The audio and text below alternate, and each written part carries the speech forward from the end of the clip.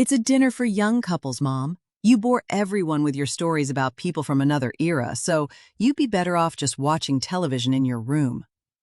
My name is Matilda. I'm 72 years old, Gerardo's widow, and a retired archivist.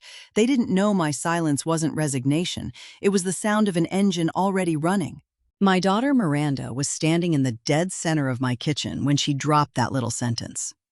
I say my kitchen because the deed to this house carries my name and my late husband's. Though for the last 5 years, she and her husband Hugo have been acting like I'm a bothersome tenant who's always behind on the rent. Miranda was holding a cut crystal glass, one of those Gerardo and I bought on our 30th anniversary. And she was holding it up to the light, looking for water spots. Her biggest worry at that moment wasn't the weight of her words. It was making sure the glassware was flawless for her guests. She was wearing an emerald silk dress that I myself had taken in at the waist the night before, because according to her, the neighborhood seamstress had lost her touch. I looked at her without blinking. The air in the kitchen was thick, heavy with the smell of rosemary, melted butter, and roasted garlic. I'd been on my feet since 5 in the morning. My knees, which no longer made peace with the December cold, were throbbing with a dull rhythm. But the physical pain vanished in an instant, replaced by absolute mental clarity. The irony of the situation was so vast, it almost made me smile. I had paid for the 26-pound turkey with my pension check. I had walked 4 blocks in the drizzling rain to get the fresh chestnuts her recipe demanded. I had spent the last 3 hours basting the bird, injecting it with orange juice and cognac so the meat wouldn't dry out. All while Hugo, the great sales executive, slept until noon and then planted himself on my living room couch to play games on his phone, complaining about how loud the electric mixer was. "Are you asking me to hide in my own house on Christmas Eve?" I asked, in a tone so flat I might as well have been reading the grocery list. There were no tears in my eyes. Crying is a tool I stopped using the day I buried Gerardo. Miranda lowered the glass and sighed, putting on that expression of exaggerated patience that adult children reserve for their parents when they think the old folks have lost their minds. "Don't look at it that way, Mom. I'm not asking you to hide. I'm asking you to be smart about this. Hugo's boss is coming. The new partners from the marketing firm are coming. This is a networking event, not a traditional family gathering. The aesthetic of the evening has to be flawless. These are young, dynamic couples people who talk about investments and trips to Dubai. You always end up talking about the municipal library archives or how Dad used to fix car engines. You kill the vibe. Besides, at your age, all that noise is bad for you. I'll bring you a tray of chicken breast and salad at 8 and you can rest. I'm doing you a favor." The word aesthetic echoed off the tiled walls that I myself had scrubbed that morning. The aesthetic of her success depended on hiding the woman who bankrolled her entire lifestyle. When Gerardo died of a massive heart attack, Miranda and Hugo abandoned their tiny rented apartment and moved into the big house under the noble premise of taking care of me in my widowhood. The truth took less than a month to stick its head out. Hugo had lost his job. Miranda was drowning where during house became their all-inclusive hotel. I paid the electricity, the gas, the water, and the grocery bill. I cooked, I did the laundry, I kept the garden. Their contribution was their presence, and every now and then, they'd grace me with the honor of listening to them complain about how hard modern life was. "The turkey needs to be basted every 30 minutes, I said, looking at the oven where the golden bird was just starting to give off its first aromas. "The red wine is in the locked cabinet because I know Hugo likes to open expensive bottles when he's bored, and the linen tablecloths still need one last pass with the iron." "Oh, Mom, please," Miranda replied, waving a hand in the air as if shooing a fly. "Don't make a drama out of the logistics. Hugo can check the oven, and you can get the wine out now before you go upstairs. Everything is under control. We just need the table to be perfect for 8 people, not 9. An odd number ruins the symmetry of the place settings." I looked at her again. 28 years old, my daughter. I raised her teaching her that a person's worth isn't measured by the clothes they wear or the contacts they keep. Clearly, that lesson got lost somewhere between her college graduation and her marriage to a man whose greatest ambition was to look rich without doing any of the work to actually get there. I didn't argue with her. I didn't raise my voice. As an archivist, I spent 40 years of my life classifying documents, understanding that every piece of paper has its place and its moment. If you try to force a document into the wrong folder, the whole system loses meaning. Miranda had just filed me under the category of obsolete, the thing to be archived at the bottom of a drawer so it doesn't clutter the view of the new owners of the world. I understand, I said simply. The words seemed to throw her off for a second. She expected resistance. She expected tears. She expected the classic emotional blackmail that telenovela mothers use to hold on to their children. When she found none of that, she smiled with relief. "Thank you for being so understanding, Mom. You're the best. I promise you tomorrow we'll have Christmas breakfast together, the three of us. I'll buy the croissants." She turned and walked out of the kitchen, her heels clicking against the hallway wood with the arrogance of someone who believes she just won a battle without even breaking a sweat. I was left alone with the hum of the refrigerator and the heat of the oven. I dried my hands on my apron, took it off slowly, and folded the fabric over the back of the wooden chair. I looked at the counter. There was the silicone brush I used to baste the turkey. There was the pot of cranberry sauce half-finished, waiting for the touch of cinnamon and orange zest that only I knew how to balance. And there were the glasses half-polished. I left the kitchen and walked down the hallway toward my bedroom. Passing the living room, I saw Hugo sprawled in my recliner, the one Gerardo bought with his first year-end bonus. Hugo had his feet up on the coffee table, a half-finished beer at his side, furiously tapping away at his phone. He didn't even look up when I walked by. The great host of Christmas Eve was exhausted from the sheer effort of existing. I reached my room and closed the door softly. The silence of my bedroom wrapped around me like an old friend. It was the only space in the house that Miranda hadn't tried to redecorate with her minimalist taste from cheap magazines. Here my books were still on the shelves, my rocking chair, the photographs of a life that had weight and substance. I walked to the oak wardrobe and opened the bottom drawer, the one I kept locked. I reached under a pile of winter sweaters and pulled out a thick manila envelope. I opened it on the bed. Inside was my passport, quietly renewed 2 months earlier, and a full-color printed ticket. Luxury cruise, Southern Caribbean, 14 nights, balcony suite, boarding on December 24th, 1900 hours. It wasn't a last-minute impulse. The idea was born in October on my birthday. I had baked my own chocolate cake.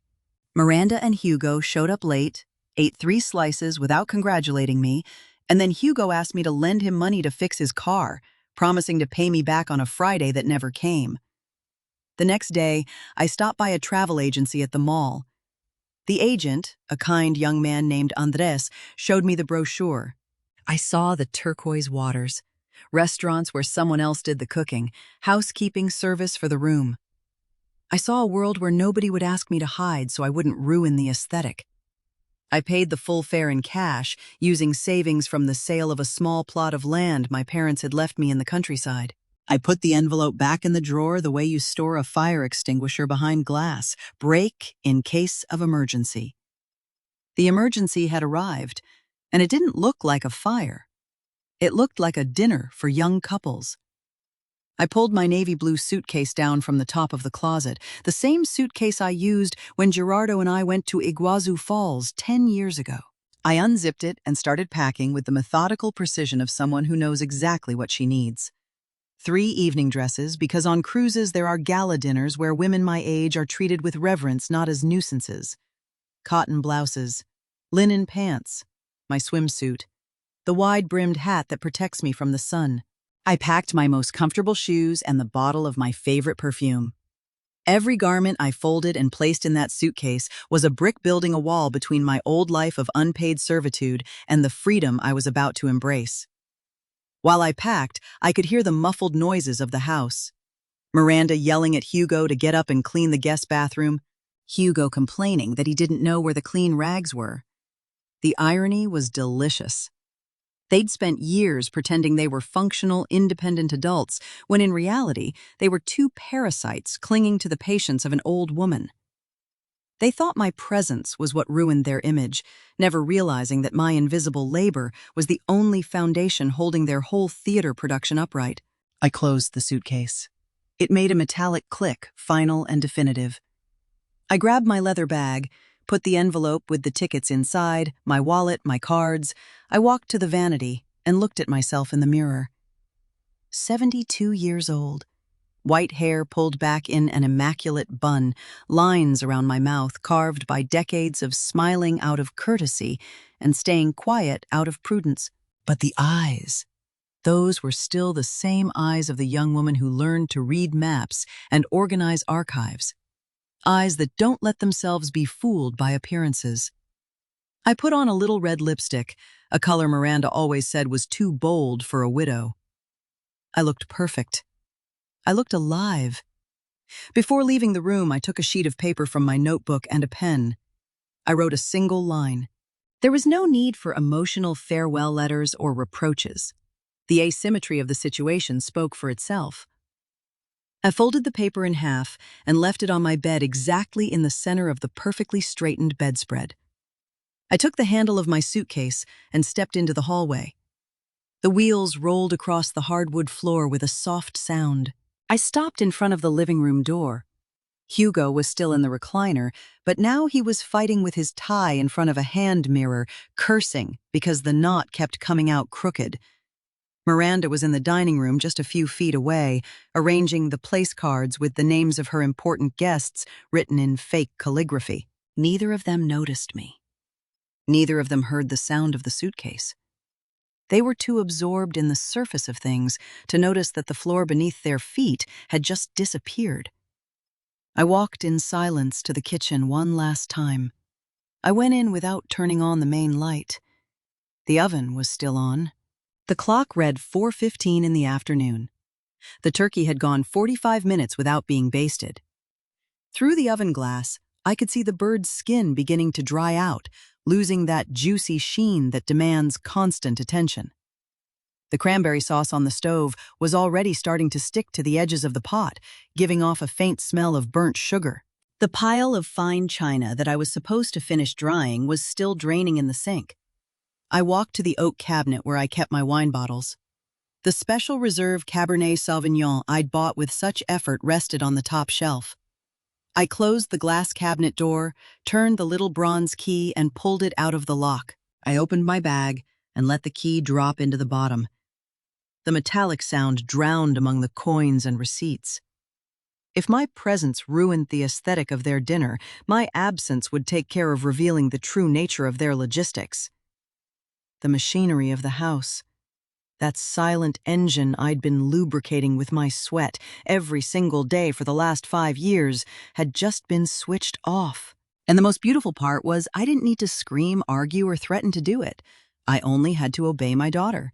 She asked me not to be at the table, and I was granting her wish on a scale she couldn't even begin to imagine. I left the kitchen and headed for the front door. The cold evening air seeped through the cracks in the wood. Outside the street was quiet, the neighbors' houses decorated with blinking lights and artificial garlands.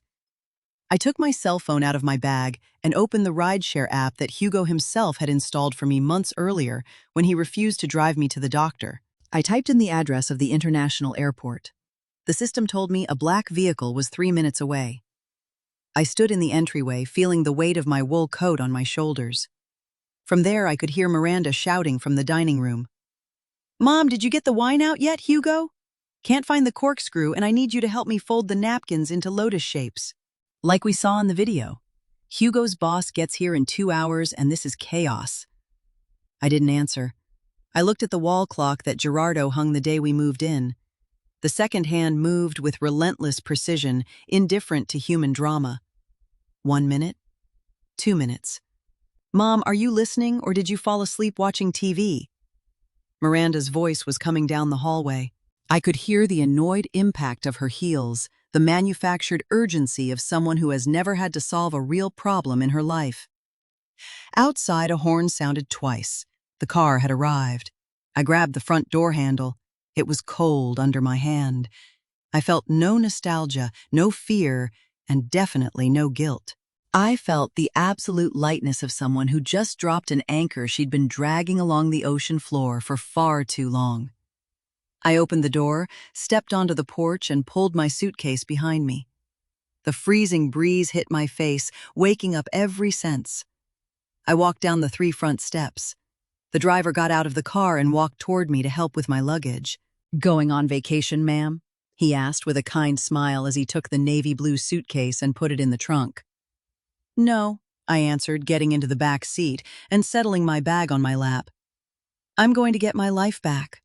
I closed the car door. Through the tinted window, I looked at the facade of my house. The front door I had just closed burst open. Miranda appeared in the doorway, still in her emerald dress, sticking her head out toward the street, with her brow furrowed, looking for the housekeeper she thought she had for a mother. Her eyes met the dark vehicle just as the driver put the car in gear. The car pulled away from the curb, leaving behind the house, the burning oven, the locked wine, and the table missing a place setting at a dinner for young couples. I leaned back against the leather seat and looked forward, ready for boarding. The ride in the dark car was an exercise in transition. The inside smelled like artificial pine and clean upholstery, a brutal contrast to the roasted garlic and melted butter that had soaked into my clothes and hair all morning. The driver, a young man with steady hands on the wheel, turned on the heater, and the warm air began to melt the tension from my knees and shoulders. I watched through the tinted window as the streets of my neighborhood fell away behind me. The houses with their gabled roofs and blinking lights looked like cardboard models in a forgotten nativity scene. For 5 years, my world had shrunk to those 4 blocks. From the supermarket to the pharmacy, from the pharmacy to the bakery and back to the kitchen, where my daughter and her husband consumed my time and my energy with the hunger of a wildfire. My black leather bag on my lap began to vibrate. It wasn't a short buzz. It was a long, insistent vibration, the sound of an urgency that didn't belong to me. As an archivist, I spent decades cataloging historical documents, learning to identify the priority level of each paper by the thickness of its ink or the stamp on its letterhead. The phone vibrated 10 times before it stopped. I made a mental note of that. 10 rings. That meant Miranda had gone from the dining room to the kitchen. She'd seen the oven running with no one watching, and her brain, unaccustomed to processing real logistical problems, had entered the first phase of panic. 3 minutes later, the phone vibrated again. This time, 14 rings. Hugo had joined the crisis. I could picture him perfectly, standing in the middle of my kitchen in his expensive socks, complaining that the heat from the oven was ruining his hair, while Miranda frantically opened drawers looking for the silicone brush that I had washed and put away in a place they would never bother to memorize. I didn't take the phone out of my bag. I let the vibration massage my thigh through the fabric of my pants. It was a massage paid for with their desperation, and I was enjoying it with a clinical neutrality that surprised even me. The car merged onto the highway leading to the international airport. The headlights of oncoming traffic streaked past like shooting stars, flashing intermittently across the interior of the vehicle. The driver adjusted his rearview mirror and glanced at me briefly. Maybe he expected to see a scared grandmother fleeing some domestic conflict with tears in her eyes. What he found instead was a 72-year-old woman sitting with her back straight, breathing with the calm rhythm of someone who has just deposited the last file in the safe and closed the vault door. We reached the departures terminal in record time. I paid the young man in cash, leaving him a tip that made his eyes go wide with surprise, and got out of the car. The airport air was different. It smelled like jet fuel machine coffee and possibility. I extended the handle of my navy blue suitcase and walked toward the automatic doors. The noise inside swallowed me whole. Loudspeaker announcements, the roll of hundreds of wheels on terrazzo floors, the constant murmur of thousands of people heading to destinations they had chosen of their own free will. I made my way to the special desk the cruise line had set up in the south wing of the terminal. There, passengers who had booked the full package were supposed to board a luxury bus that would take us directly to the embarkation port. Behind the desk stood a young man in an immaculate uniform with a gold name tag that read Bruno. I walked up to him and pulled out my manila envelope. "Good evening, ma'am," Bruno said with a smile that didn't seem forced but genuinely trained to make people feel welcome. "Are you sailing with us tonight?" "That's right," I replied, sliding the printed ticket across the counter. "Matilda, balcony suite." Bruno typed my name into his tablet. His expression relaxed even more when he saw my reservation category. "Perfect, Señora Matilde. Welcome aboard. Don't worry about your luggage from this point on." We'll tag it and it will magically appear in your suite before the ship sets sail. The transfer bus is parked at gate number 4. It leaves in 20 minutes. You can take a seat in the VIP lounge. We have coffee, tea, and some light snacks. I handed him my navy blue suitcase. As I let go of the handle, I felt such a deep physical lightness that I had to grip the edge of the counter for a second to keep my balance. For the last 5 years, I had been the one who carried things, the one who fixed things, the one who made sure things magically appeared where they were supposed to be. Miranda believed clean clothes folded themselves in her drawers. Hugo assumed the pantry stocked itself by divine intervention. Paying someone else to do the heavy lifting wasn't a luxury. It was the restoration of my basic dignity. I walked into the waiting lounge, poured myself a cup of black tea with no sugar, and sat down in a leather armchair facing the large windows that looked out over the runways. Outside, planes were taking off into the dark night sky. My bag vibrated for the 6th time since I'd left the house. This time I decided the silence had done enough softening work. It was time to hear the sound of the structure collapsing. I unzipped the bag, moved aside the little bronze key to the wine cabinet that was resting at the bottom, and took out the phone. The screen glowed with my daughter's name. I swiped my finger across the glass and brought the phone to my ear. "Hello?" I said in the same flat tone I used to use at the library counter when informing someone that a book was out of circulation. "Mom, for heaven's sake, Mom, where are you?" Miranda's voice wasn't a scream of filial concern. It was a shrill shriek of administrative hysteria. I could hear chaos in the background, the unmistakable sound of silverware hitting the floor, and the hum of the range hood running at full power. "I'm sitting here waiting for a bus, Miranda. You asked me not to be at your dinner for young couples because I kill the vibe, so I took steps to make sure your evening's aesthetic stays flawless." "Drop the sarcasm," she shrieked, her rapid breathing telling me she was pacing in circles around the kitchen. "The whole house smells burnt. Hugo tried to baste the turkey with the juice like you said, but he used a soup spoon. He spilled half the fat onto the heating elements, and now there's a cloud of gray smoke in the dining room. The linen tablecloths smell like pork grease." "It's turkey grease, dear, and the correct technique requires the silicone brush gentle strokes and lowering the oven to 350 for 40 minutes. I wrote that down on a paper years ago, but you told me my recipes were from another era." "I don't give a damn about the brush." The sound of something glass shattering echoed through the line. Miranda let out a curse word I never allowed under my roof. "Hugo's boss gets here in half an hour. I tried to open the wine cabinet to get the special reserve you bought, but it's locked. I can't find the key, Mom. I looked in your room. I looked in the pantry. I emptied your drawers. I need that bottle. It's the only one that costs more than $100. And Hugo promised his boss an exclusive tasting. I looked at the cup of dark tea in my left hand. The steam rose in perfect spirals. My pulse was steady around 65 beats per minute. It was fascinating to observe that control doesn't come from shouting louder. It comes from holding the information the other person desperately needs. "The key is at the bottom of my bag," I reported with the calm of someone reading the weather forecast. "I decided to bring it with me because, as you well know, Hugo has a habit of offering up my things when he wants to impress people who don't matter to him." There was a silence on the other end of the line, broken only by my son-in-law's dry cough in the background, followed by his whining voice shouting, "Tell her to get back here right now, Miranda. My eyes are burning." "You took the key." Miranda's voice dropped in volume, taking on a tone of toxic disbelief. "Mom, what's wrong with you? Have you lost your mind? How can you do this to us today? It's Christmas Eve. It's the most important night of my husband's career. You're ruining our lives over a childish tantrum.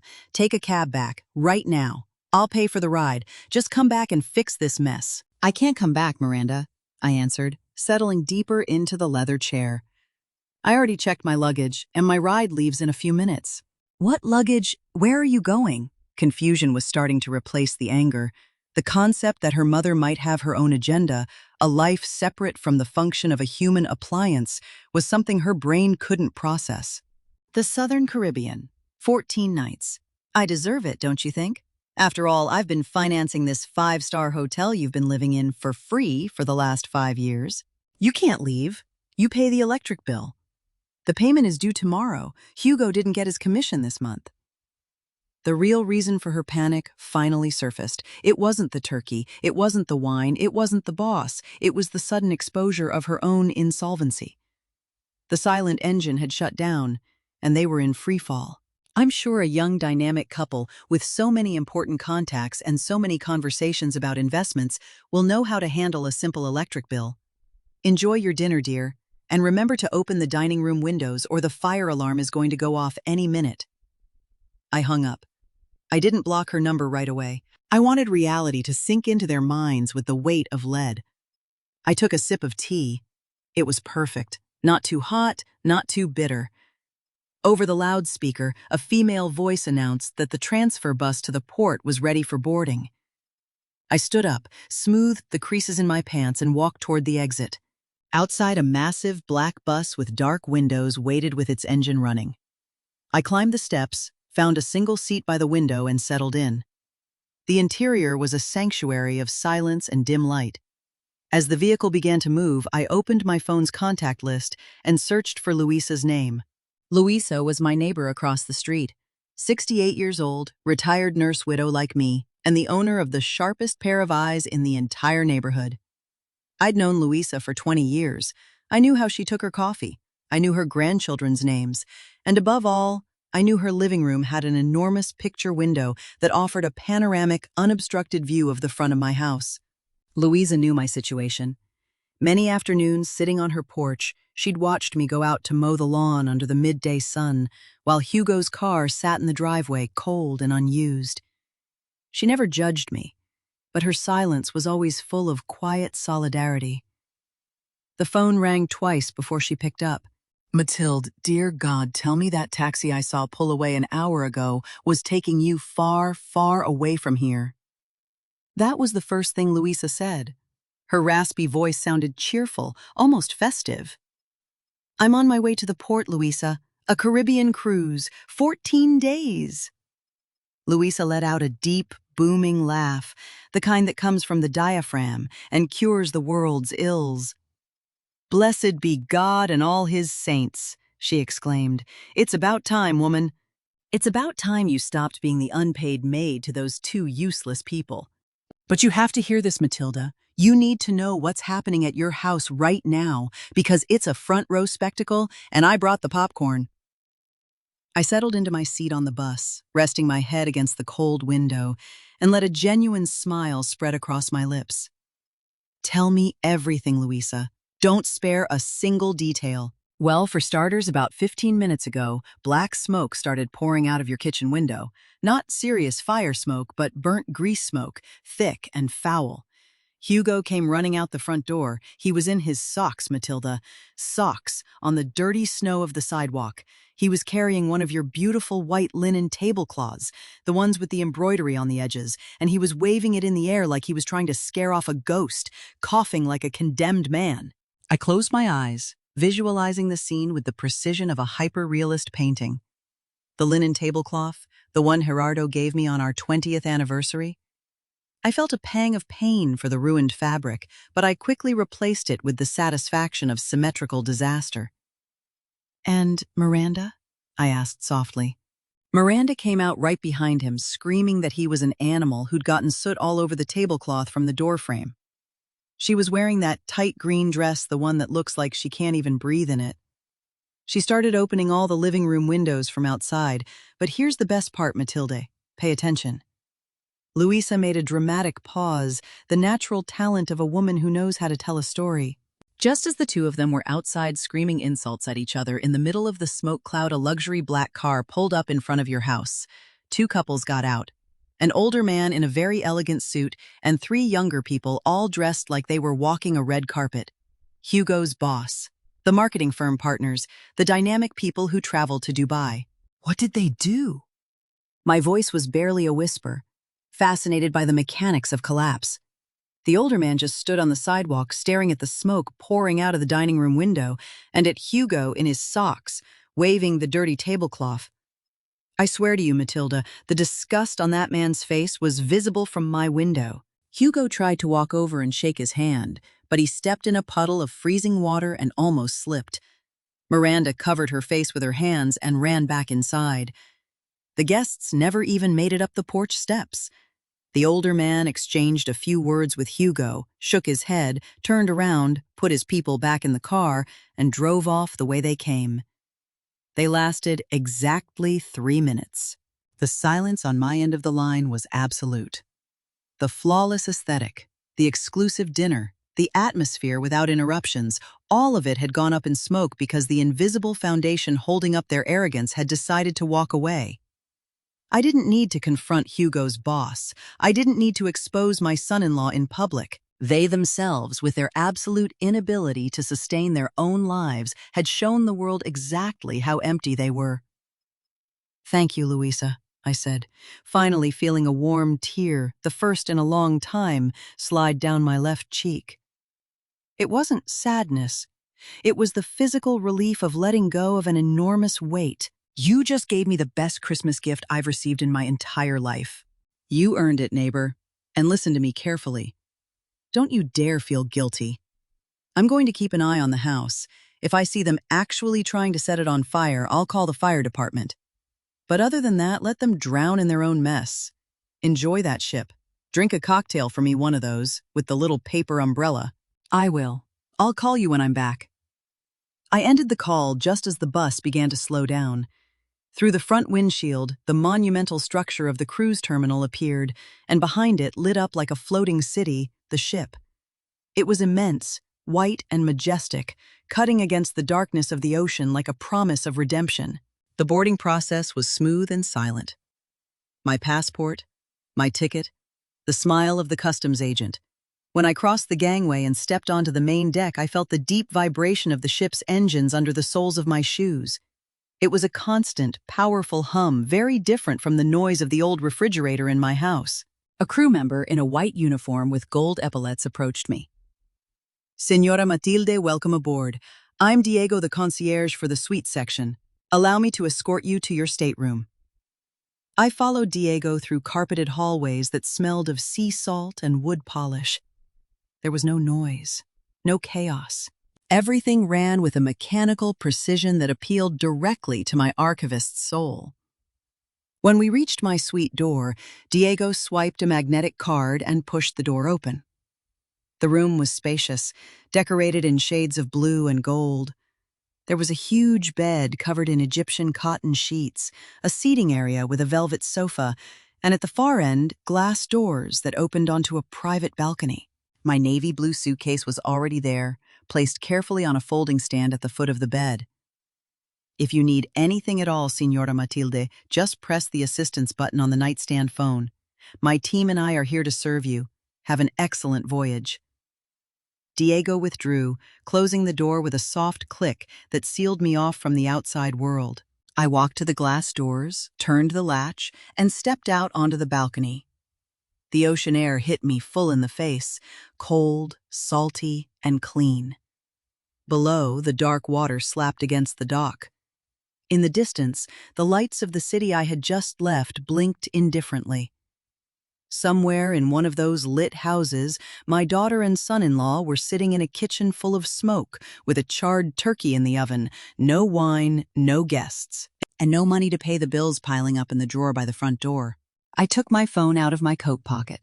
The screen showed 47 missed calls from Miranda, 12 from Hugo, and an avalanche of text messages. The names piled up in the notifications, a mixture of demands, insults, pleas, and empty threats. "You can't do this to us. Hugo lost his promotion because of you. We don't have money to buy food tomorrow. You're a terrible mother." I read the preview lines of the messages on the lock screen without bothering to open them. The irony was so sharp it almost cut. I hadn't ruined Hugo's promotion. His inability to open a window without my help had done that. I wasn't a terrible mother. I was a mother who had finally decided that her parenting job had ended 28 years ago. They had used my compassion as an endless resource, assuming my duty was to be the invisible scaffolding of their manufactured success. But scaffolding gets removed when the construction is finished, or in this case, when you discover the building never had real foundations to begin with. I went back into the room, leaving the balcony door open so the sound of the sea could fill the space. I walked to the safe installed in the closet. I said a 4-digit code, the year Gerardo and I met. The metal door opened with a beep. I looked at the phone in my hand. I could turn it off. I could mute it. But the simple fact that the device could still receive their desperation was a connection I was no longer willing to maintain. With a quick, methodical motion, I removed the protective case. I used the sharp end of my earring to press the small hole on the side. The SIM card tray popped out. I took the little plastic chip, the only bridge of communication between their chaos and my peace, and placed it inside the safe next to my passport. Then I laid the empty phone beside it, closed the steel door, and pressed the automatic lock button. The world fell into absolute silence, broken only by the sound of the waves and the deep vibration of the ship preparing to sail. The void I left in that house was now their problem alone. I had organized my own files, and in my new folder they no longer had a classification. I walked to the bed. I took off my shoes and lay down on the perfect sheets, closing my eyes as the ship's main engines roared, pushing us toward open water. I woke up with a strange feeling in my chest. It wasn't pain. It wasn't anxiety. It wasn't that morning tightness that had followed me around for 5 years. It was the absolute absence of hurry. The digital clock on the nightstand read 8:15 in the morning. In my house at that hour, the machinery of my servitude would already be running at full capacity. I would have made the strong coffee Hugo demanded to wake up his neurons. I would have toasted Miranda's gluten-free bread. I would have taken out the trash bags to the curb and cleaned the grease splatters from the stove that my son-in-law always left behind when he fried eggs at 1 in the morning. Here in the middle of the ocean, the only sound was the dull, constant hum of the ship's engines and the soft rush of waves against the steel hull. I got up slowly, sliding my feet out of the Egyptian cotton sheets. My knees clicked in the silence of the room, but the usual pain, the one that stabbed me every time I went down the stairs at home carrying a laundry basket, seemed to have stayed on dry land. I walked barefoot to the glass doors and stepped onto the balcony. The sea wind hit my face cold and full of salt. The horizon was a perfect line, an uninterrupted blue circle where the sky melted into the water. I took a deep breath, filling my lungs until my ribcage fully expanded. Nobody was asking anything of me. Nobody needed me to find their keys or iron a shirt or pay the grocery bill. I went to the bathroom, washed my face with the almond soap they'd left on the sink, and dressed in beige linen pants and a white cotton blouse. I pulled my hair into my usual bun and left the suite. The ship's hallways were quiet, lit by warm lights and lined with thick carpets that muffled footsteps. I headed to the main dining room on Deck 9. The place was a display of meticulously organized abundance. There were stations of fresh fruit, silver trays of freshly baked rolls, crystal pitchers fogged with cold orange juice, and immaculate chefs preparing eggs to order behind marble counters. A young waiter with a name tag reading Matteo greeted me at the entrance with a smile that didn't seem to demand a tip in advance. He led me to a small table by a huge window. "Coffee, ma'am?" he asked, holding a steaming pot. "Yes, please. Black, no sugar," I answered. Matteo filled my porcelain cup, unfolded a white linen napkin with a quick, expert motion, and placed it gently across my lap. The touch of that thick, clean fabric against my legs threw me straight back to the first week of my widowhood. The memory ambushed me without warning, sharp as a freshly developed photograph. Gerardo had been buried for barely 5 days. The house still smelled of candle wax and the wilted lilies the neighbors had brought. I was sitting in the living room, staring at my husband's empty chair. When the front door swung open, Miranda walked in, dragging 2 enormous suitcases, followed by Hugo, who was carrying 3 cardboard boxes packed with shoes and video game consoles. "We can't leave you alone, Mom," Miranda had said, dropping the suitcases in the middle of the hallway and coming to hug me. "This house is too big for a widow. We're moving in today. We're going to take care of you. You won't have to worry about anything ever again." I believed her in my grief. I absorbed her words like a lifeline. But the lie lasted exactly 24 hours. The morning after they moved in, I got up at 6 and found the kitchen sink buried under a mountain of dirty dishes, pots with dried sauce residue and stained wine glasses. Miranda and Hugo were sleeping soundly in the guest room that would soon become theirs. I put on my apron in silence and washed the dishes. I told myself they were tired from the move. A week later, I found the first electric bill. It was sitting on the dining table, pinned under a fruit bowl with a circular coffee stain smudging the total. Date, that same day. Hugo had taken it out of the mailbox and abandoned it there. I picked up the paper, walked 4 blocks to the bank under the midday sun, and paid it with my pension money. That was when the trap closed. Not with a violent blow or a screaming argument, but with the soft sound of a receipt paid in silence. By taking on that first responsibility that wasn't mine, I handed them the instruction manual on how to use me. I took a sip of my coffee. It was hot and strong, exactly the way I liked it. I looked out the window at the endless ocean, letting the memory return to the archive of my mind. Classified and sealed. It didn't hurt anymore. The physical distance was working like a marvelous anesthetic. I got up to go to the fruit station and serve myself some melon and grapes. When I came back to my table, I found a woman standing beside it holding a cup of tea. Her hair was completely white, cut short, and she wore an elegant navy blue silk ensemble. She had a yellow scarf tied around her neck that gave her an air of effortless sophistication. "Sorry to interrupt," the woman said in a deep, raspy voice. "The dining room is completely full, and I'm terrible at eating standing up. Would you mind if I shared your table? I promise not to talk too much if you prefer silence." "Please sit down," I answered, gesturing to the chair across from me. "I like silence, but good company never hurts. I'm Matilda." "Lucretia," she said, sitting down with unhurried movements and settling her cup onto its saucer. "Nice to meet you, Matilda. I'm traveling alone. It's my birthday present to myself. I turned 75 yesterday."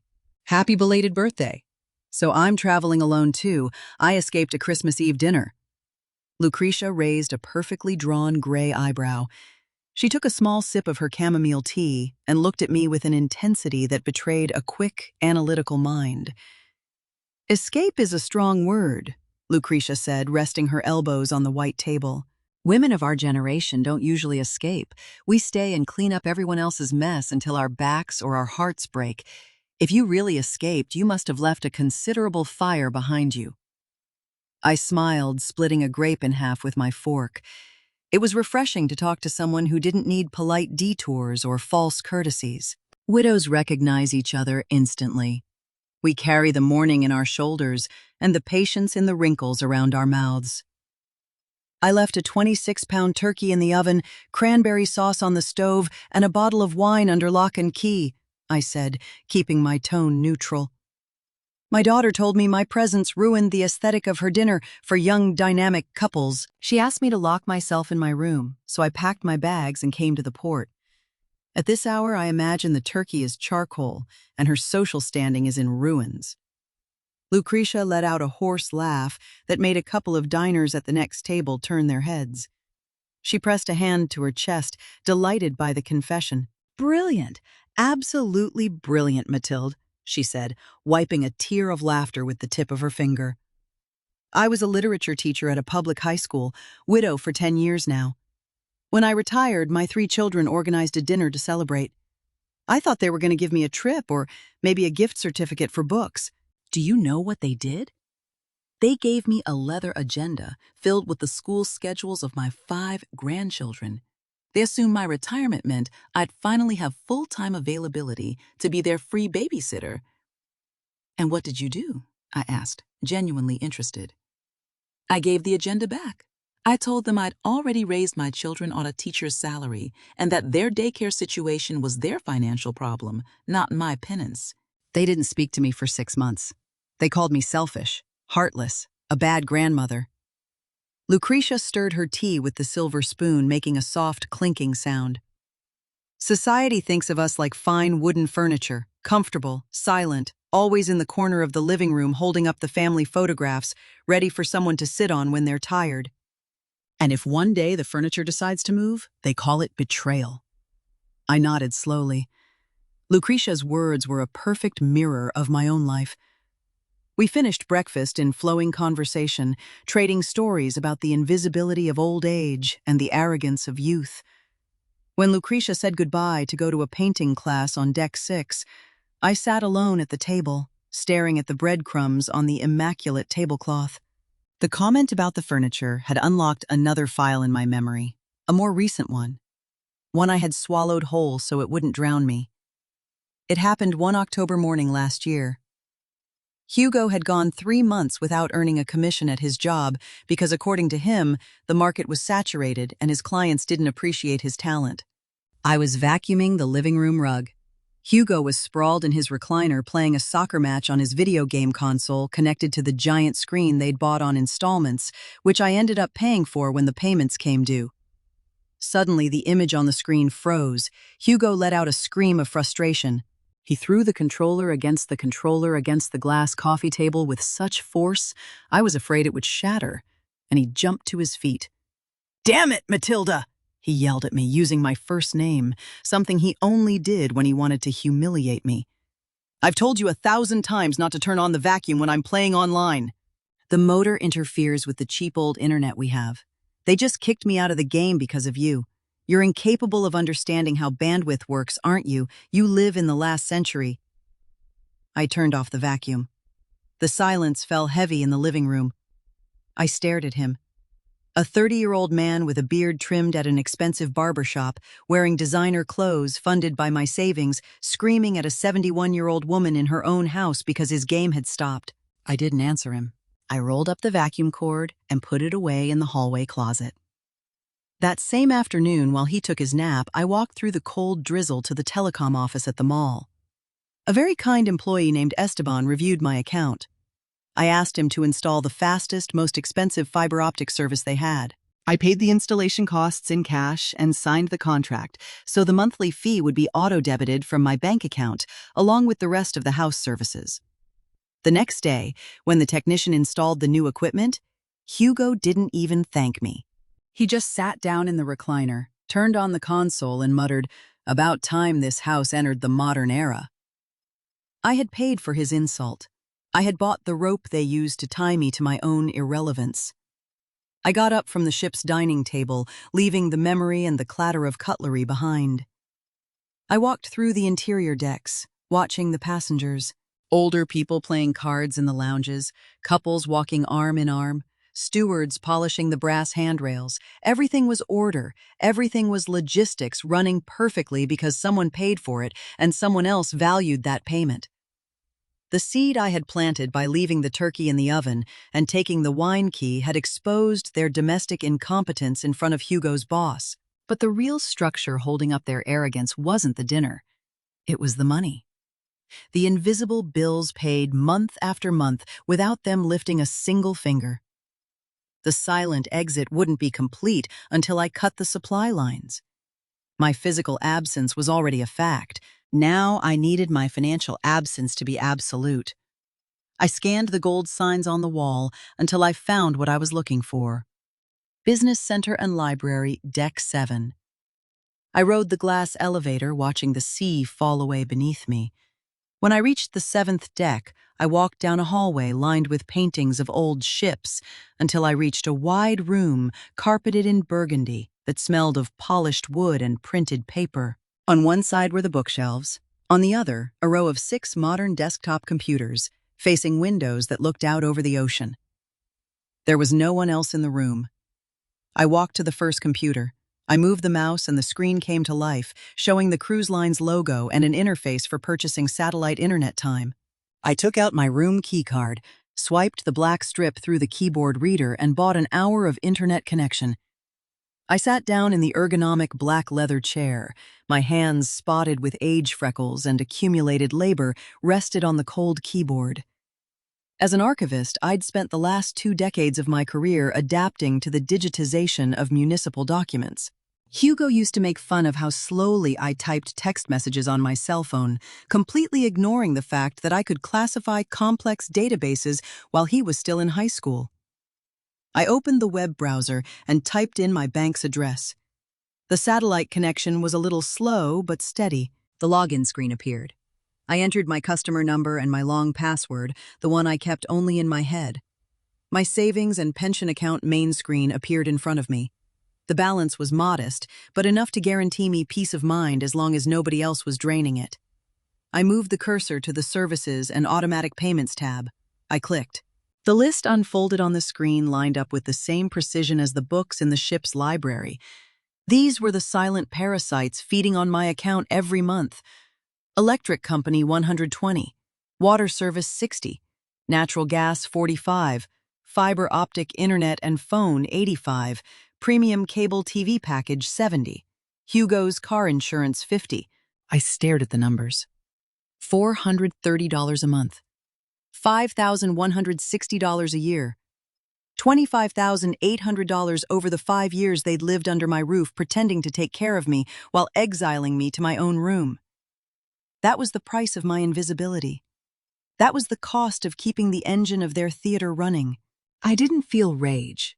Rage is a loud emotion that clouds judgment. What I felt was coldness. The same clinical precision I used when I picked up a misfiled folder and sent it to the paper shredder for lacking historical value.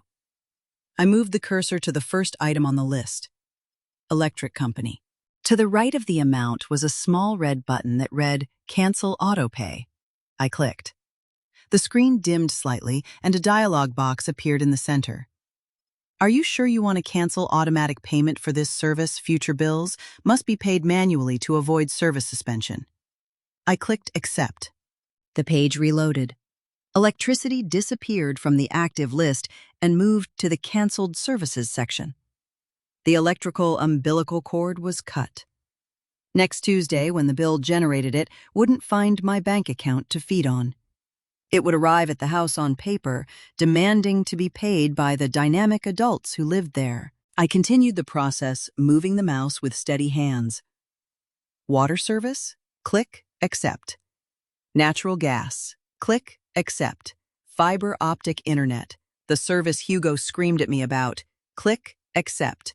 Premium cable television, the sports channel where he watched his games. Click Accept. Car insurance. Click Accept. In less than 5 minutes, the auto-pay screen was completely blank.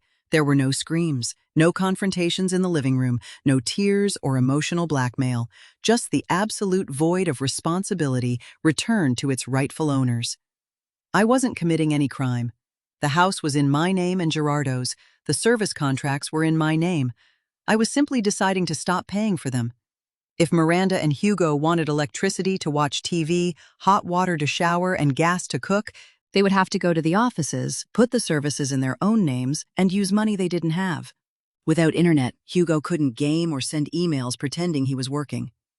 Without television, the silence of the house would force them to actually listen to each other. Without car insurance, Hugo couldn't pull the car out of the garage without risking a fine that would bankrupt him. I leaned back in the chair and stared at the empty screen. The physical relief was so immense I felt myself lose body weight. The tension accumulated in my shoulders for 5 years dissolved into the air conditioning of the library. I had closed the file. I had archived their comfort in the ancient history section. I clicked the logout button. I cleared the browser history. I took my card out of the reader and stood up. I left the business center and walked to the outer deck. The clock read 4 in the afternoon. The sun was beginning its slow descent toward the water, painting the clouds in shades of orange and violet. I walked to the teak railing and rested my hands on it. The wind played with the loose strands of my white hair. Below, the water parted before the force of the ship's bow, creating white foam that quickly vanished into the dark wake. I thought about Luisa, my neighbor, sitting on her porch across the street. I thought about the big house, my house. I thought about Miranda and Hugo, probably still blaming each other for the turkey disaster, completely unaware that the ground beneath their feet no longer existed. They thought the worst punishment was my absence from the kitchen. They had no idea the real punishment was already on its way, traveling through the city's telephone lines and pipes in the form of imminent service disconnection. The engine that kept them alive was off, and the backup batteries would run out long before I ever set foot back in that port. I breathed in the salty air once more. 14 days. 14 nights of turquoise water room service and breakfasts served on tables with clean tablecloths. 14 days for reality to crash down on them with all the weight of their own uselessness. I smiled, turned around, and walked back into the ship. It was time to get ready for the first gala dinner, and I had a navy blue dress that fit me perfectly. The 7th day of sailing dawned with a sky so clear the horizon looked like it had been drawn with a steel ruler. The ocean was a flat plain of dark blue crystal, uninterrupted and perfect. At 9 in the morning, I was on the ship's bridge deck. As part of my reservation privileges, I'd received an invitation to a private tour of the navigation bridge. Officer Pineda, a man of impeccable manners and a measured voice, was showing our small group of passengers the instrument panels, the rotating radars, and the satellite screens, guiding the immense floating city across the Caribbean Sea. I stepped up to the central table where the digital nautical charts rested. Captain Montenegro, a veteran with a sun-weathered face, was explaining how the system layered ocean currents over the topography of the seafloor. I listened with an attention that went far beyond simple tourist curiosity. For 40 years as a map archivist and municipal cartographer, my life had been about understanding borders, delimiting land, drawing property lines that separated public from private. A map isn't just a drawing. It's a declaration of boundaries. It tells you how far you can go without trespassing on someone else's space. Looking at the red lines marking dangerous reefs on the ship's screen, a memory surfaced with the clarity of a lightning flash. Miranda was 17. We were in Gerardo's old car trying to reach a cabin in the mountains we'd rented for the summer. I had unfolded a paper map across my knees, tracing the route with my index finger. Miranda in the back seat mocked me. "Nobody uses paper, Mom. You're a relic," she said, pulling out a basic GPS device her father had given her. She insisted on dictating directions from the blinking screen. Gerardo, always the peacemaker, went along with her. An hour later, the device's battery died, leaving us lost on a dirt road surrounded by pine trees. Miranda didn't know what to do. She crossed her arms and started complaining about the heat, waiting for someone else to solve the problem her arrogance had created.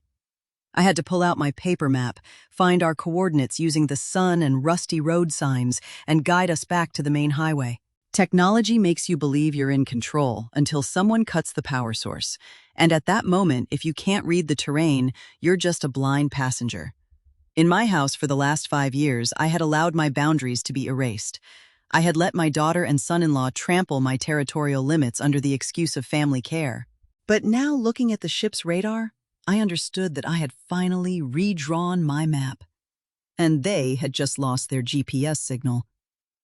After the tour ended, I went down to Deck 9 for lunch. The dining room was bathed in midday light. I found Lucretia sitting at our usual table by the window. She was wearing a raw linen dress and a necklace of wooden beads that highlighted her natural elegance. In front of her was a plate of fresh prawns and a spinach salad. I sat down across from her, placing my napkin on my lap with that automatic motion that no longer evoked the soot stains of my own kitchen, but rather the simple pleasure of being served. "You have the face of a woman who just discovered a state secret," Lucretia commented, spearing a cherry tomato with her silver fork. "I just confirmed that navigation requires competence," I replied, pouring water from the fogged crystal pitcher, "and I'm fairly certain that at this exact moment, my house is sinking for lack of a captain." Lucretia smiled. That sharp smile of a retired teacher who has watched too many students fail for not doing their homework. I told her about canceling the automatic payments I'd executed days earlier in the ship's business center. I explained the simple math of my financial absence. "A mother's silence is the loudest alarm there is, Matilde," Lucretia said, resting her elbows on the white table. "But children only hear that noise when their stomachs are empty or their feet are cold. A house is a living organism. It eats money. It swallows time. It breathes sweat. When the heart pumping all three stops, the house goes into rigor mortis. You've left a corpse in their hands, and they have no idea how to bury it." Lucretia's words resonated in my chest. It wasn't active revenge, it was simply the weight of gravity acting on a building with no foundation. We toasted with our glasses of ice water, a silent toast to all the invisible women who hold up the world. When lunch was over, I felt curiosity, that old friend of archivists, asking me for an inventory update. I walked through the carpeted hallways to my suite. I closed the door, leaving the murmurs of vacationers on the other side of the thick wood. I sat on the edge of the bed, picked up the room's satellite phone, and dialed Luisa's international number. The rate was $3 a minute, an absurd luxury which I paid for with the same satisfaction I once felt buying the most expensive yeast for my son-in-law's bread. The phone rang 3 times before my neighbor's raspy, familiar voice filled the line. "Matilda, woman of God, I was about to send you smoke signals," Luisa exclaimed. I could hear her rocking chair creaking on her porch, her usual observation post. "You're a legend on this street. You need to hear this because they don't write scripts this good even in the afternoon soap operas." "I have time and I have balance on my card. Luisa, tell me everything in chronological order," I said, settling back against the plush pillows. "Day 3 after your great escape," Luisa began, adopting the tone of a documentary narrator. "The internet went out. The telecom guy didn't even come. They cut it from the central office. Hugo came out of the house in a cold sweat at 11 in the morning. He crossed the street, knocked on my door, and asked me with that kicked puppy face he puts on when he wants something for free, whether I could lend him my Wi-Fi password because his router was broken and he had to send urgent reports. I told him I only have the basic package for reading recipes and that I didn't know the password. I closed the door in his face. He stood on my porch for 5 minutes, staring at his phone like he expected a signal to fall from the sky. I smiled. Hugo's digital suffocation was the first symptom of the collapse. Without internet, his facade of a busy executive crumbled in seconds. Day 5, Luisa continued, taking a breath. The trash disaster. Since you always took the green bags out on Tuesdays, they had no idea about the city pickup schedule. They put out 6 huge black bags full of the leftovers of the famous burnt turkey and who knows what else, and left them on the curb on the wrong night. The next morning, the stray dogs from the lower part of the neighborhood had a feast. There were bones, plastic, and food scraps scattered all over your front yard. Miranda came out in her bathrobe, saw the mess, and started screaming at Hugo to clean it up. Hugo screamed back that he was a sales manager, not a janitor, and the city council should handle it. The trash sat there for 2 full days, stinking up the block, until Mrs. Ramirez had enough, came across with a broom and threatened to call the health department. They had to gather it all up with garden shovels. The mental image was poetic. Hugo, the man who couldn't stand the sound of a vacuum cleaner picking up rotting trash with a shovel under the accusing gaze of the neighborhood grandmothers. But that was just the surface. I knew the real masterstroke was still to come. And yesterday, Matilda. Yesterday was the masterpiece. Louisa's voice dropped an octave, savoring the climax of her report. At 2 in the afternoon, an electric company truck parked in front of your house. A technician in a yellow hard hat got out with a long ladder, leaned it against the pole on the corner, and climbed up. Miranda came running out the front door, barefoot, screaming, asking what he was doing. The technician, very calm, told her from up top that the account was overdue and that the account holder had canceled the bank auto payment.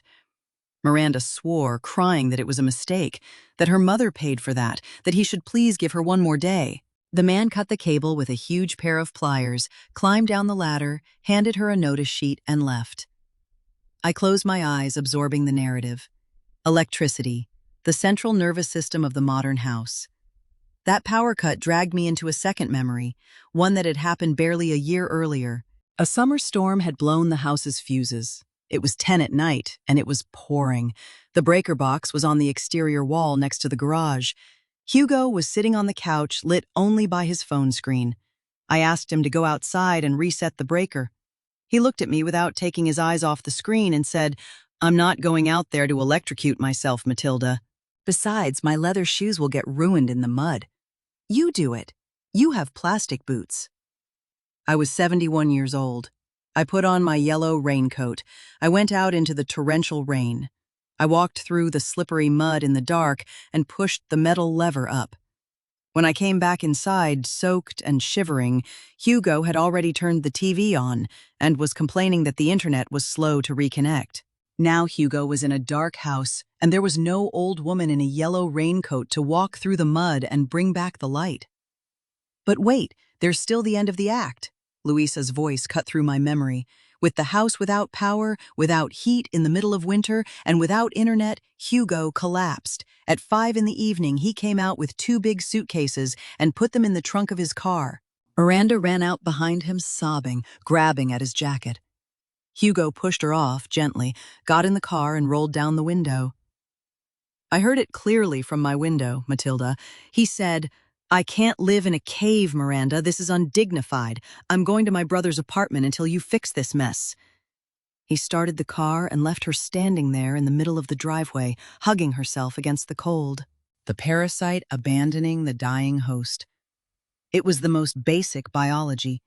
Hugo never loved Miranda. He loved the infrastructure I provided through her. Once the infrastructure disappeared, the marriage lost its only support system. "Miranda is alone in the house, Luisa," I said, my voice devoid of any inflection of pity. "No heat." "That's right. Last night I saw the beam of a flashlight moving through the living room. This morning she walked out wrapped in a fit coat heading toward the mall. I imagine she went to find a place with an outlet to charge her phone or ask for help. It's an absolute disaster, Matilda. Your absence has made more noise than a marching band going through the living room." "Thank you for the report, Luisa. Keep watching my property. If the pipes freeze, let me know." I hung up the phone. The stateroom was in perfect silence. The ship swayed with an imperceptible gentleness. I didn't feel the slightest trace of guilt. What I felt was the arithmetic precision of an accounting ledger that had finally balanced. I had given everything. They had taken everything. Now the account was at 0. I put on my shoes and left the stateroom. I needed to close the loop of information. I walked to deck 7, crossing the pool area where passengers were sunbathing and drinking cocktails with paper umbrellas. I entered the library and sat in front of the same computer I'd used days earlier to cancel the services. I swiped my keycard, activated the satellite connection, and opened my personal email. That was the only channel I hadn't blocked. Email was a passive storage vault. I wanted to see if they'd tried to reach me that way, leaving a written record of their failure. The inbox took 10 seconds to load. When it did, the screen filled with bold letters. There were 32 new emails, all from the sender, Miranda. The first subjects were aggressive, sent in the days immediately after my departure. "Answer the phone. What's wrong with you? Hugo is furious." The next one, sent after the service cuts began, showed panic. "Mom, there's no internet. The trash stinks. Help. You canceled the electricity. You're insane." But my attention locked on the last email sent only 2 hours earlier. The subject line was written in desperate capitals. "Mom, please read this. I'm alone." I clicked the message. The white screen lit my face in the dimness of the computer room. I read my daughter's words, written from some cafe with public Wi-Fi, her phone battery dying, and her reality crumbling. "Mom, where are you? I'm begging you, answer. I'm writing this from the coffee shop 2 blocks from the house because I have no battery and the house is freezing cold. Hugo left me. He packed his bags yesterday when they cut the power and took off. He said he couldn't handle the stress of living like an animal in a cave. The house is freezing. All the food you bought in the refrigerator rotted and smells like death. I tried turning on the washing machine to wash the bedding that got dirty with soot, but I realized nothing works without electricity. I don't know where the breaker box is. I don't know how to talk to the power company. They tell me the account is in your name and that I can't do anything without your signature or your presence. I'm sorry for saying you bored people. I just want you to come back and turn on the heat. I don't know how to live here alone. Please, Mom, I need you to help me." But if you read between the lines, the selfishness was still intact, gleaming like a counterfeit coin at the bottom of a dry well. Not once did she ask how I was. Not once did she ask if my trip was enjoyable, if my health was fine, or if I needed anything. Her apology wasn't for humiliating me. Her apology was a toll she was willing to pay to get her basic services back. She was crying for the heat, crying for the washing machine, crying because her parasite of a husband had fled the moment he realized the main host was gone. She didn't miss her mother. She missed the housekeeper, the ATM, the manager of her life. And then the third and final memory hit me with a force that stole my breath for a second. It was the morning Gerardo died. We were in the hospital waiting room. The doctor had just come out to tell us the heart attack had been massive and they couldn't save him. I sat down in a blue plastic chair, feeling the floor give way beneath my feet, unable to process that the man I'd shared 40 years of my life with was no longer breathing. Miranda was standing by the window. She didn't come to hug me. She didn't cry right away. She turned to me with a pale face, and her first sentence in the middle of tragedy was, "Mom, who's going to pay the rest of my college tuition now that Dad is gone?" That was the real Miranda. It had always been her. Her pain was always conditioned on how other people's losses affected her own comfort. For years, I refused to see that truth, covering it with excuses about youth and immaturity. But now, sitting in front of that screen in the middle of the Caribbean Sea, the evidence was undeniable. The 28-year-old woman writing to me begging for heat was the same selfish girl who worried about her tuition before her father's corpse. I moved my right hand to the computer mouse. I moved the cursor slowly across the screen, hovering over her empty pleas, over her deserved loneliness, over her winter chill. I brought the little white arrow to the top of the email menu. There was a small, discrete square icon there. The archive button. I didn't write a response. I didn't write a sermon about responsibility or a list of instructions on how to call an electrician or offer to send emergency money. The void I had created was the only lesson she needed to learn, and any word from me would fill that void, breaking the perfection of the mechanism I had set in motion. Real power isn't having the last word in an argument. Real power is removing yourself from the argument entirely and letting your absence speak at a deafening volume. I clicked. The email disappeared from the inbox, swallowed by the digital server, buried in an invisible folder where it no longer required my attention or my energy. The screen went blank. I logged out. I cleared the history. I got up from the leather chair and felt the gentle sway of the ship under my feet and left the library. I walked to the outer deck just as the sun began to sink into the water, painting the sky in deep, glorious red. The evening wind brushed my face, warm and full of salt. I breathed deep, savoring the clean air. Somewhere, thousands of miles away, in a dark, frozen house, my daughter had just understood the magnitude of her own insignificance. And I, for the first time in my entire life, felt absolutely invincible. The deep, prolonged blast of the ship's horn cut through the frozen morning air, announcing our arrival at the port. The January sky was a sheet of opaque steel, heavy and relentlessly gray, a brutal contrast to the infinite blue, luminous and warm that had been my ceiling for the past 2 weeks in Caribbean waters. Standing on my suite's balcony, my thick wool coat buttoned to the chin, my hands resting on the cold metal railing, I watched the dock's loading cranes slowly approach through the morning mist. I didn't feel cold at all. For the first time in almost 5 years, my entire body radiated an unshakable internal warmth, a constant, serene temperature generated by the absolute certainty that I had reclaimed my own autonomy. The silent engine that used to burn my energy to keep other people alive had been shut off forever. And in its place, new machinery, perfectly calibrated, ran only for me. The disembarkation process was as orderly and impeccable as the rest of the trip. I said goodbye to the concierge Diego with a nod. I walked down the carpeted gangway, pulling my navy blue suitcase, and crossed the customs doors without looking back. Outside the terminal, the city greeted me with a cutting wind that swept the wet streets. I took the first available taxi in line. The driver, an older, silent man, loaded my luggage into the trunk and turned on the car's heater without my having to ask.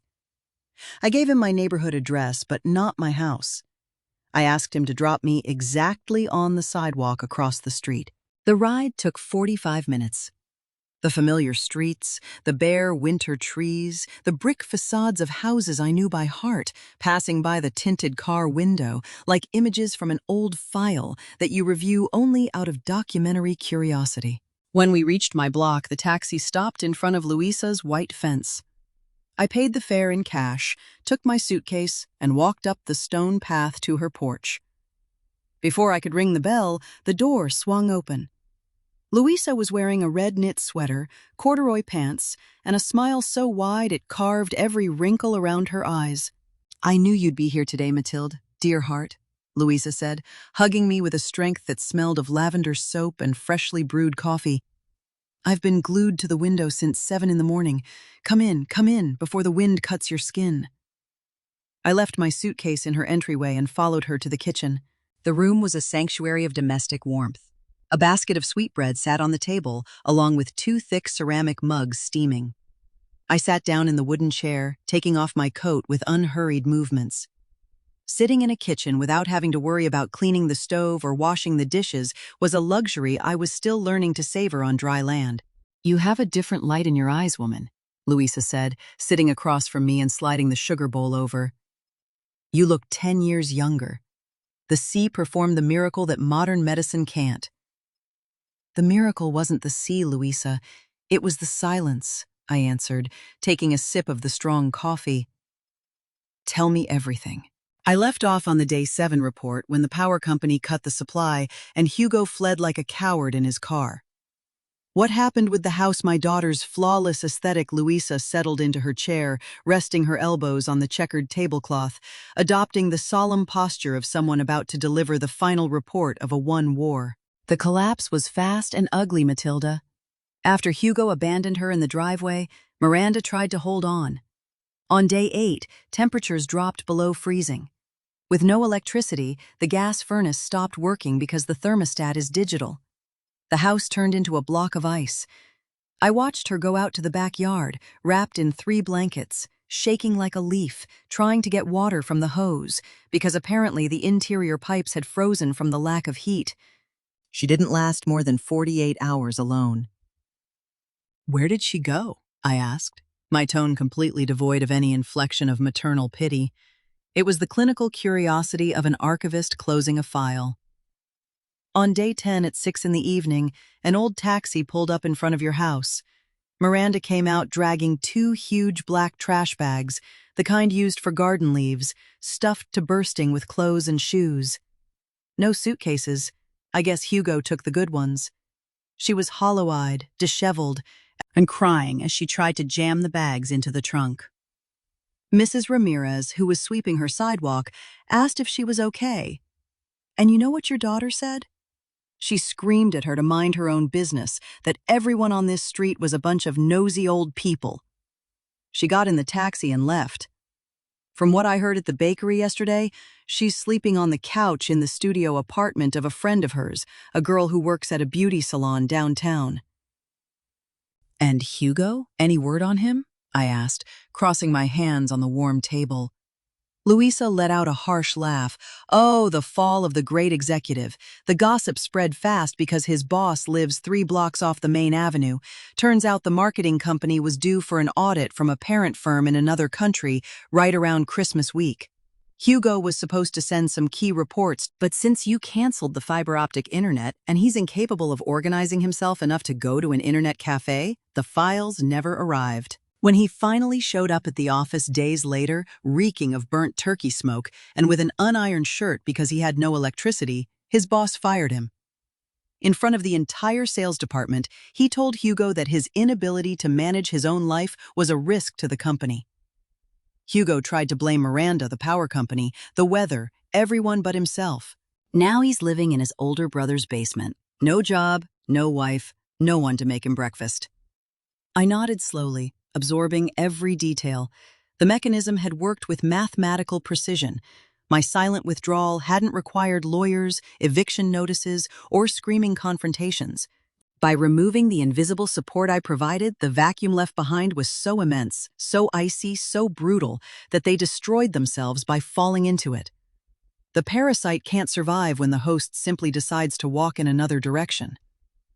I finished my coffee, thanked Louisa for her sentinel work, and stood up. It was time to cross the street. Time to assess the damage and begin the process of purging. I walked across the cold asphalt, pulling my suitcase. The facade of my house looked exactly the same from the outside. The red brick, the wide windows, the gabled roof.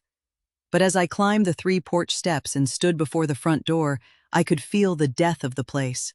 It was a structure without a pulse. I put the key in the lock, turned the metal mechanism, and pushed the heavy door open. The sensory impact was immediate. The air inside was colder than the street, a stale, damp, dense cold. And then there was the smell. A nauseating mix of rancid grease, rotting garbage, settled dust, and the unmistakable metallic stench of neglect. I closed the door behind me and left the suitcase in the entryway. My footsteps echoed on the hallway wood with a hollow ring. I walked first to the living room. The chaos was a monument to their uselessness. In the center of the rug next to the recliner Hugo used to occupy like a throne lay the remains of his video game console. The black plastic casing was shattered, crushed by what was clearly a stomp of irrational fury, surrounded by cables ripped from the wall. I could picture the scene perfectly. Hugo in the middle of the darkness, kicking the machine when he realized that without electricity, his only escape from reality had vanished. The white linen tablecloth, the one Gerardo gave me on our anniversary, was balled up in a corner stiff with grime and dark soot stains. I walked to the kitchen. The heart of the house was paralyzed. The oven door was still ajar, exactly as Hugo had left it, in his desperate, clumsy attempt to save the Christmas dinner. I walked over and looked inside. On the blackened metal tray rested the turkey. It was no longer a festive bird. It had transformed into a charred fossil. A hard, dark mass covered in solidified grease like a grotesque museum piece. The cranberry sauce pot on the stove was a block of petrified sugar, so fused to the metal that the wooden spoon was still trapped in the center like a useless sword stuck in a stone of burnt caramel. In the sink, the tower of fine china and crystal glasses, the very ones Miranda had inspected against the light, searching for aesthetic perfection, was covered in a layer of grayish dust and splatters of filth. As an archivist, my work for 4 decades had been assessing damage to historical documents. When a file has been exposed to extreme humidity pests or prolonged human negligence, you don't try to erase the damage by rubbing it with an ordinary eraser. You isolate the document. You evaluate whether the emotional cost of restoration exceeds the value of the paper, and if it does, you proceed with the discard. The definitive, methodical removal of what no longer serves. My house, my living space, my refuge, had been subjected to the worst kind of neglect. But the walls in the deed were intact, clear of mortgages and firmly in my name. The only thing that required purging was the physical traces of the parasites who had inhabited it. I didn't take off my coat. I didn't go looking for an apron in the pantry. I didn't pull on rubber gloves. I didn't try to turn on the water heater. The Matilda who cleaned up other people's disasters in silence had stayed somewhere in the Caribbean Sea, dissolved forever in the salt water. I took my cell phone out of my bag. I sat down at one of the wooden kitchen chairs sitting upright amid the ruin and searched the internet. I dialed the number of an industrial cleaning company, a firm that specialized in abandoned properties damage from delinquent tenants and deep restorations. The voice on the other end was professional and direct. I hired a full team of 6 people with heavy machinery, high-pressure steamers, and commercial-grade chemicals. The estimated cost was steep, equal to 3 months of my old electric bill. But I paid it in advance with my credit card, savoring the weight of every digit I dictated over the phone. While I waited for the crew to arrive, I made the following calls. I contacted the electric company. An automated operator guided me through a maze of menus until I finally connected with a human agent. I gave him my account number and security code.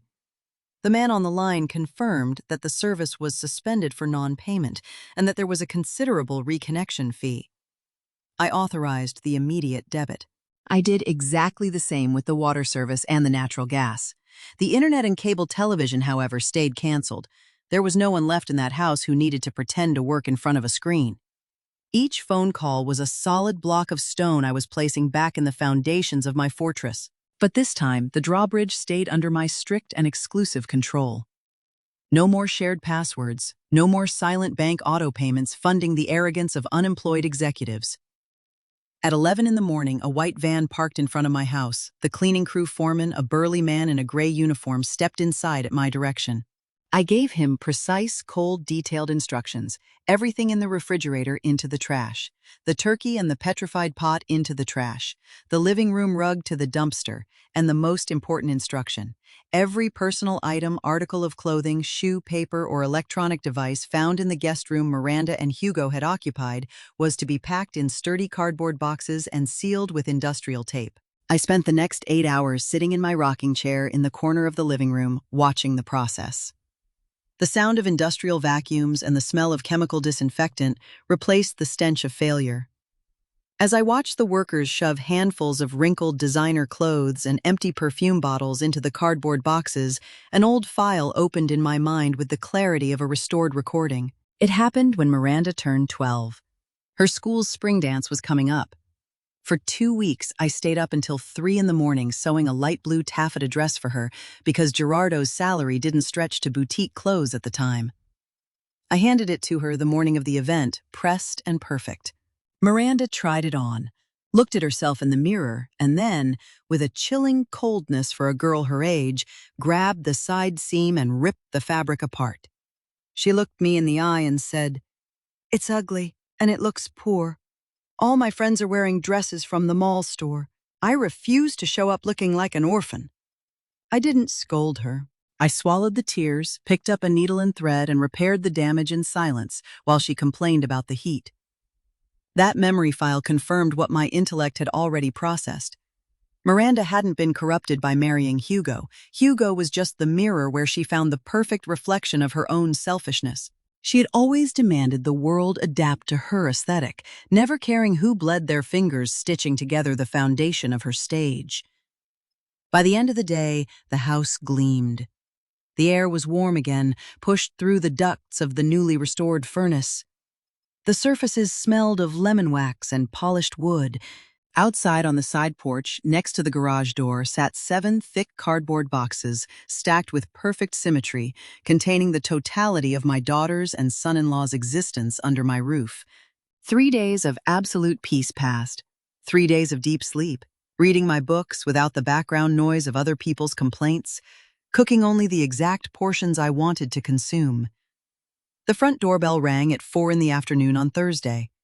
I was sitting in the living room, enjoying the pale winter sunlight filtering through the immaculate windows with a cup of chamomile tea steaming on the side table. The chime shattered the silence with sudden shrillness, but my pulse didn't change at all. I stood up, calmly smoothing the creases of my dark wool pants. I walked to the entryway, took the door handle, and opened it wide. Miranda was standing on the porch. The visual impact of her deterioration was striking. She was wearing the same thick coat Louisa had seen her flee in weeks earlier, but now it was stained at the edges and shapeless. Her cheeks were sunken, having lost that youthful roundness she'd maintained with expensive creams.